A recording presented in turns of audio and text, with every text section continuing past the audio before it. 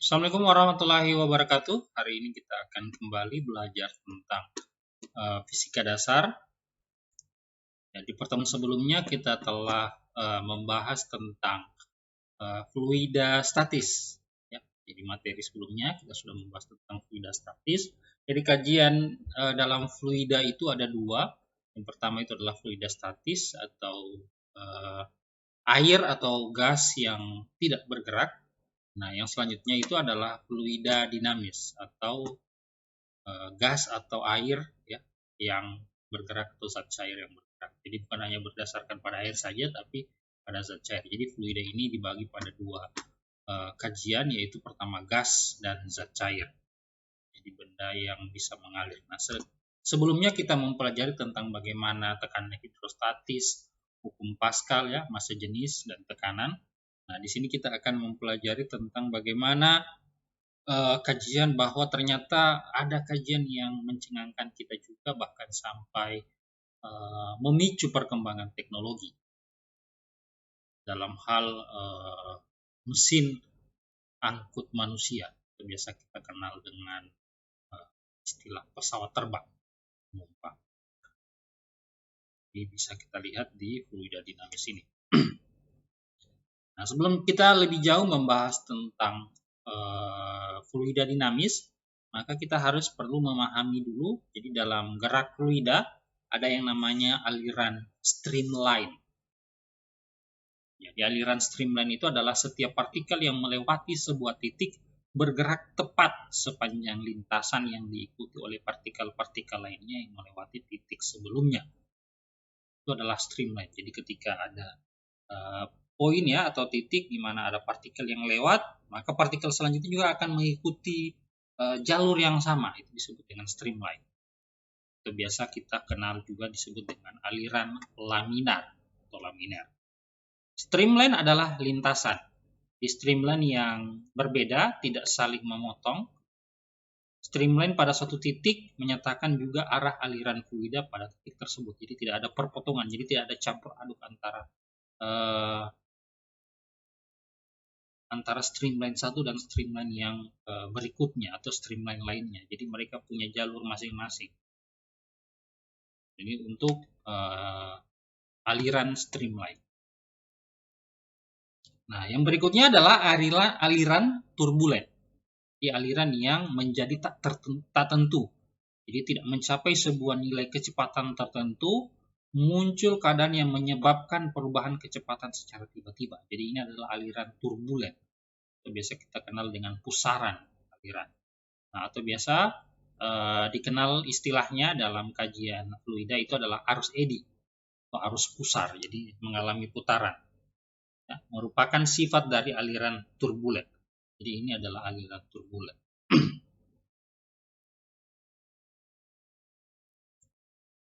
Jadi ketika terjadi ya, jadi ini adalah dua kajian tentang ini merupakan salah satu kajian tentang aliran streamline dan aliran turbulen.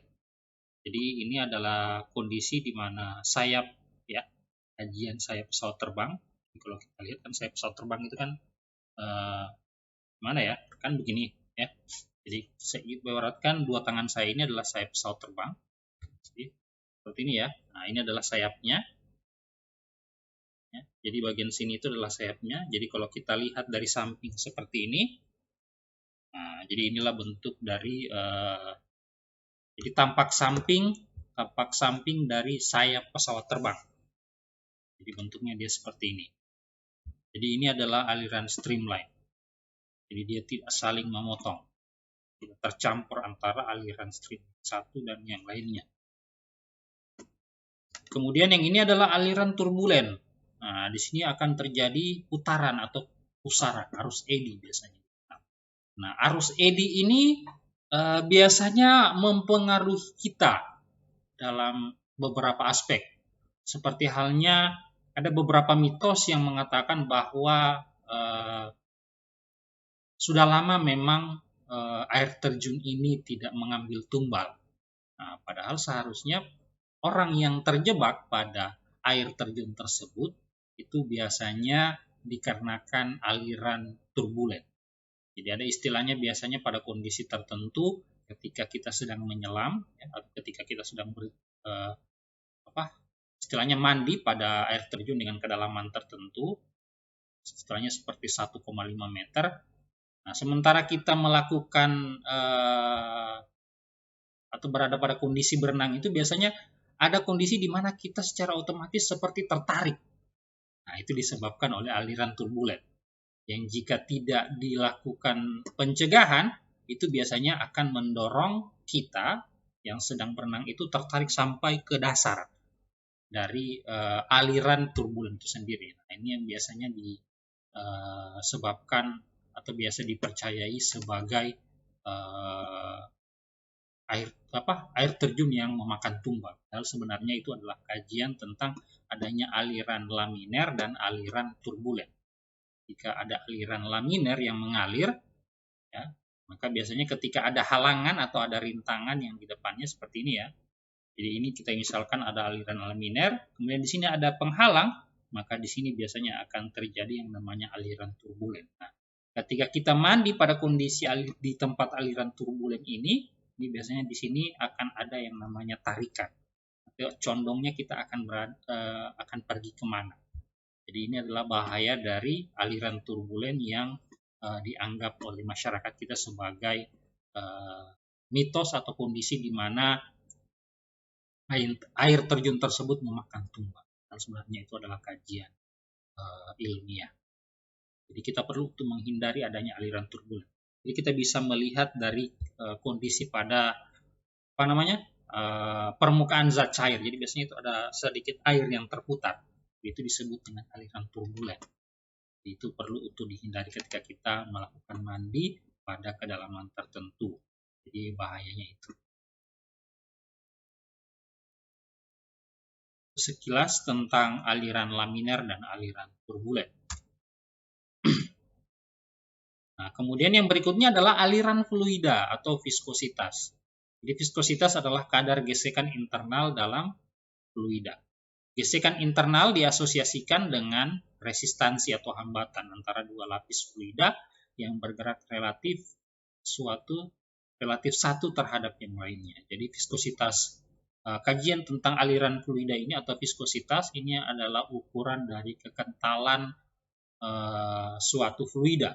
Jadi makin kental suatu fluida, maka akan makin besar resistansi atau hambatan yang dia berikan. Jadi contohnya seperti halnya oli, ya oli. Jadi kalau kita melakukan eksperimen antara air dan oli, ya dengan kondisi tertentu, kalau kita jatuhkan kelereng ya, jadi misal ini wadah ya seperti ini. Di wadah kalau dia bolong, isinya adalah oli, kemudian kita jatuhkan kelereng, tapi ini bentuknya adalah tabung yang bening. Nah, kita bisa ukur waktunya. Jadi terdapat perbedaan antara fluida yang memiliki kekentalan yang lebih tinggi. Jadi biasanya kelereng yang kita jatuhkan itu cenderung untuk sampai di dasar tabung itu lebih lama. Itu dikarenakan ini, jadi viskositas atau aliran fluida. Aliran fluida dengan kajian viskositas. Jadi makin kental suatu fluida, maka resistensi atau hambatan yang diberikan juga akan makin tinggi. Jadi itulah kenapa di sistem kendaraan, ya kalau kita di mobil ya, di mobil itu dia ada tiga oli yang kita kenal, yaitu oli mesin, oli transmisi, dan oli gardan. Nah, ketiga oli ini memiliki kekentalan yang berbeda dan jenisnya juga berbeda. Jadi tidak boleh tertukar antara mana oli transmisi, mana oli gardan, mana oli mesin. Itu tidak boleh tercampur karena itu akan mempengaruhi kinerja dan performa dari mesin-mesin itu sendiri. Jadi, seperti halnya di gardan mungkin, ya, karena di sana ada kinerja yang sangat tinggi, maka kekentalan olinya itu biasanya lebih tinggi di gardan.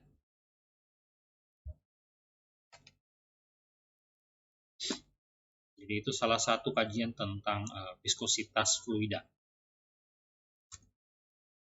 Nah, sifat fluida ideal. Jadi sifat fluida ideal, pertama itu adalah non-viskos. Tidak ada gesekan internal antara lapisan dalam fluida. Kemudian incompressible, kerapatannya konstan, steady, ya, kecepatan, kerapatan, dan tekanan tidak berubah terhadap waktu, kemudian bergerak tanpa adanya turbulen. Jadi tidak ada arus eddy. Ini adalah sifat-sifat fluida yang ideal. Ya, jadi ini adalah sifat-sifat fluida ideal. Jadi tidak ada gesekan internal antara lapisan dalam fluida, ya, di non-viskos. Kemudian incompressible, kerapatannya konstan, jadi tidak berubah-ubah. Jadi terkait dengan massa jenisnya itu tetap konstan. Steady, ya, kecepatan, kerapatan, dan tekanan tidak berubah terhadap waktu. Kemudian bergerak tanpa adanya turbulen. Ini adalah kondisi-kondisi yang harus dimiliki oleh fluida ideal. Meskipun tidak semua terpenuhi.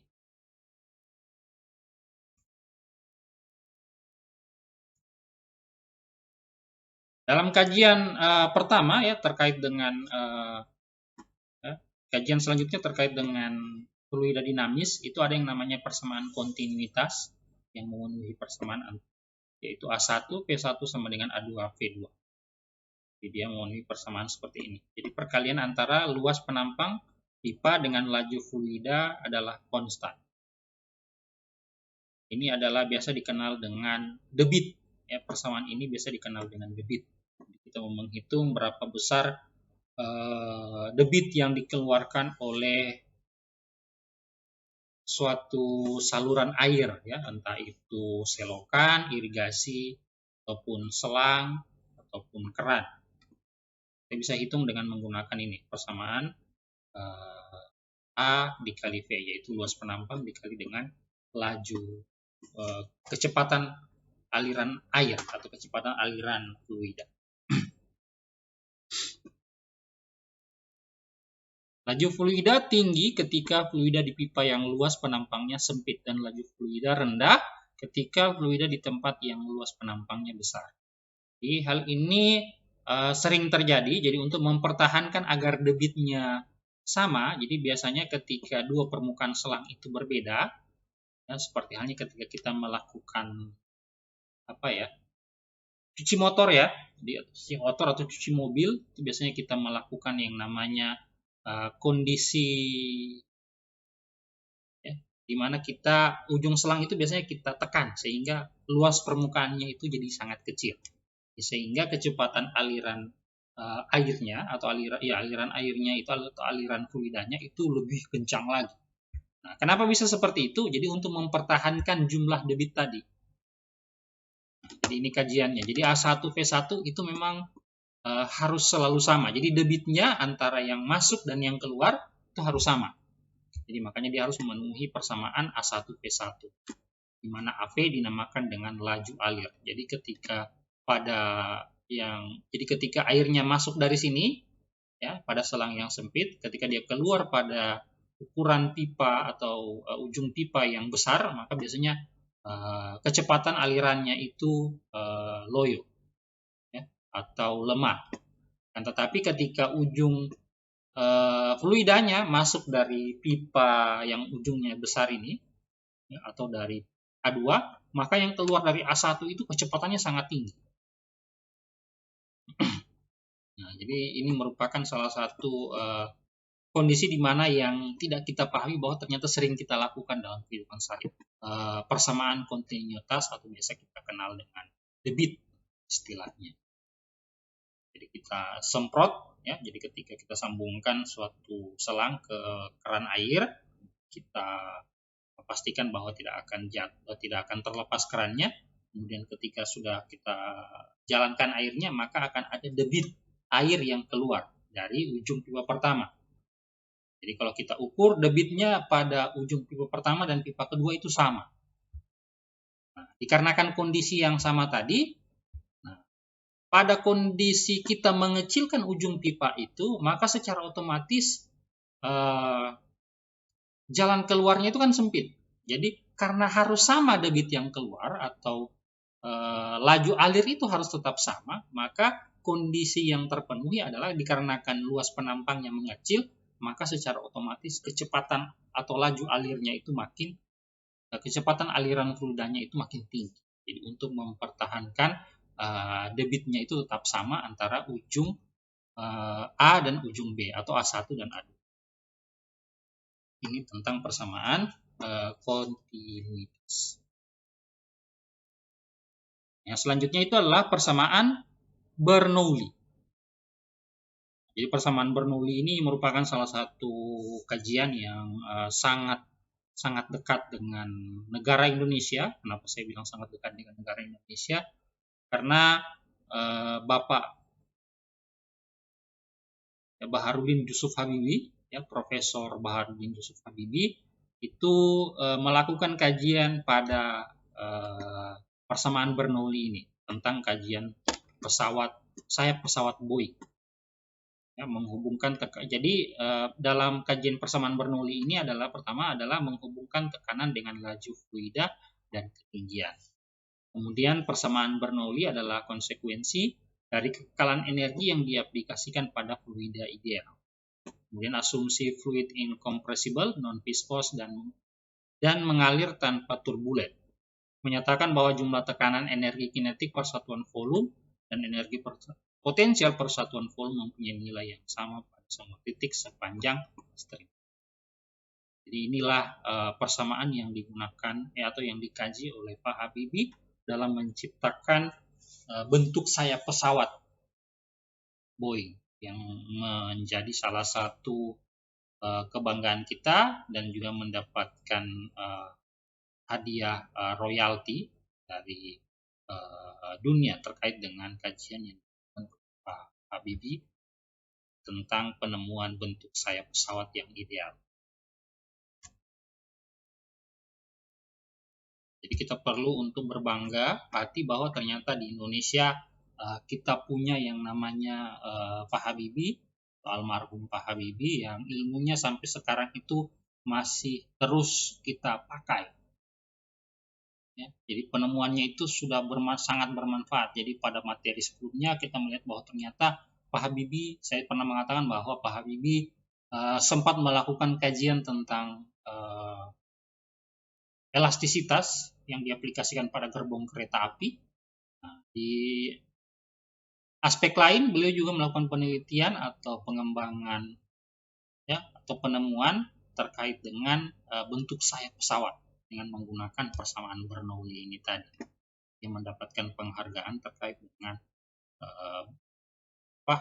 sayap pesawat yang ditemukan bahwa seharusnya sayap pesawatnya itu seperti ini, bentuk pesawatnya itu juga harus seperti ini. Itu diteliti oleh dan hasil penelitian yang dilakukan oleh Pak Habibie itu diberikan penghargaan oleh dunia dan masih tetap menjadi hak paten dari Pak Habibie itu sendiri. Nah, ini salah satu penerapannya yaitu pada sayap pesawat terbang. Nah, penerapan asas Bernoulli itu juga diterapkan pada asas Torricelli. Ya, jadi hukum Bernoulli tadi itu atau persamaan Bernoulli itu diterapkan juga pada asas Torricelli. Nah, asas Torricelli ini sebenarnya adalah aplikasi khusus dari hukum Bernoulli. Tetapi asas ini ditemukan oleh Torricelli 1 abad sebelum hukum Bernoulli dirumuskan. Jadi uniknya asas Torricelli ini itu dia sudah ditemukan lebih dahulu, kemudian hukum Bernoulli itu ditemukan, dirumuskan sehingga nama asas Torricelli telah umum digunakan. Jadi kajiannya si Torricelli ini terkait dengan penampungan dari air, ya. Jadi bak penampungan atau biasanya kita kenal dengan istilah tandon. Nah, jadi kita bisa mengukur berapa kecepatan aliran fluida yang mengalir pada titik yang di sini. Atau ya, ini. Dengan menggunakan persamaan yaitu sama dengan akar 2G dikali dengan delta H. Di H1 dikurang H2. Di mana H1 dikurang H2 itu, di H1-nya itu adalah berapa jarak, ya, bukan besar, berapa jarak antara permukaan fluida yang ada pada tandon dengan permukaan tanah. Kemudian berapa jarak tempat air keluar atau ya pipa tempat air fluida keluar dengan tanah. Jadi selisih dari H1 dan H2 itulah yang akan digunakan di sini. Nah, jadi ini ada tekanan P1-nya itu sama dengan tekanan P0. Kemudian P2 itu sama juga dengan tekanan P0 karena semuanya itu menggunakan tekanan hidrostatis, tekanan atmosfer bumi. Jadi yang bekerja pada sistem ini adalah tekanan atmosfer bumi. Jadi persamaan yang memenuhi asas Torricelli ini adalah P2 sama dengan akar 2G dikali delta H atau 2G kali H1 dikurang H2. Nah, jadi ini perlu juga untuk kalian lakukan latihan terkait dengan penerapan hukum Bernoulli ya dengan asas Torricelli ini. Dengan menggunakan persamaan ini silakan kalian cari 3 soal jawab terkait dengan asas Torricelli yang ada kaitannya dengan fluida dinamis. Jadi asas Torricelli itu dikhususkan pada kajian tandon air.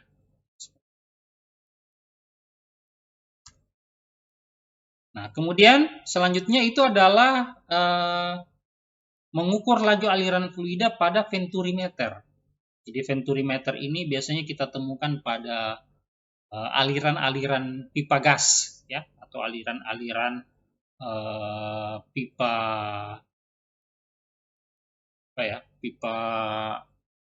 pipa air. Nah, ini bisa kita temukan pengaplikasian dari venturimeter. Di venturimeter ini menunjukkan aliran fluida yang melalui pipa horizontal. Laju aliran fluida yang berubah jika diameternya berubah. Maka fluida yang bergerak cepat memiliki tekanan yang lebih kecil dan fluida yang bergerak lebih lambat. Nah, jadi yang bergerak lebih cepat itu tekanannya kecil, sementara tekanan tekanan yang lebih lambat itu berbanding terbalik, dia punya tekanan dengan yang ada di penampang yang besar. Jadi fluida yang bergerak cepat memiliki tekanan lebih kecil dari fluida yang bergerak lebih lambat. Nah, jadi di sini itu kan jadi berdasarkan persamaan kontinuitas sebelumnya bahwa ternyata ketika ada fluida yang mengalir melalui dua penampang yang memiliki permukaan yang berbeda, maka kecepatannya itu akan terjadi perubahan. Nah, kecepatan yang terjadi perubahan ini ternyata mempengaruhi tekanan. Nah, fluida yang bergerak lebih cepat memiliki tekanan yang lebih tinggi. Ya, tekanan yang lebih kecil dari fluida yang bergerak lebih lambat. Jadi tekanan yang lebih tinggi itu ada di sini daripada yang ada di sini. Hanya venturimeter itu memenuhi persamaan dalam pengaplikasiannya, yaitu adalah P1 kuadrat sama dengan 2 kali P1 dikurang P2 per rho adalah massa jenis, jadi ini adalah tekanan yang di sini ya, P1, P2 yang di sini. Kemudian rho itu adalah massa jenis tergantung fluida apa yang mengalir, apakah itu gas, apakah itu oli, ya, minyak, seperti halnya yang ada di beberapa kilang minyak, atau bisa jadi sistem pengairan air bersih. Jadi ini tergantung apa fluidanya yang mengalir pada pipa venturimeter ini, ya. Nah, kemudian massa jenis itu tadi dikalikan dengan luas penampang A1 kuadrat per A2 kuadrat. Jadi A1 itu adalah yang besar tadi, ya, luas penampang yang besar, kemudian luas penampang yang kecil itu adalah A2 kurang A1. Bisa menemukan berapa kecepatan aliran yang melewati venturimeter. Nah, ini juga bisa kalian jadikan sebagai, jadi ini kalian akan jadikan juga sebagai latihan di rumah. Jadi silakan cari soal jawab, ya, soal jawab 3 untuk kalian lakukan latihan di rumah terkait dengan venturimeter. 3 soal jawab terkait dengan venturimeter dan akan dikumpulkan sesuai dengan tenggang waktu yang telah kita sepakati. Jadi sampai di sini dulu ya terkait dengan kajian fluida dinamis. Jadi saya paling senangnya itu di bagian ini ya, persamaan Bernoulli. Jadi ini karena ini merupakan salah satu kajian khusus Dan kita memiliki sosok atau tokoh yang berperan penting terkait dengan persamaan Bernoulli ini dalam pengaplikasiannya, sehingga menyebabkan kemajuan ilmu pengetahuan bahkan teknologi, ya, bahkan sampai sekarang ini masih tetap membantu, persamaan Bernoulli ini masih tetap membantu kita sampai saat ini. Jadi tolong dikerjakan tugasnya. Kita akan jumpa di pertemuan berikutnya. Lebih dan kurangnya saya mohon maaf. Assalamualaikum warahmatullahi wabarakatuh.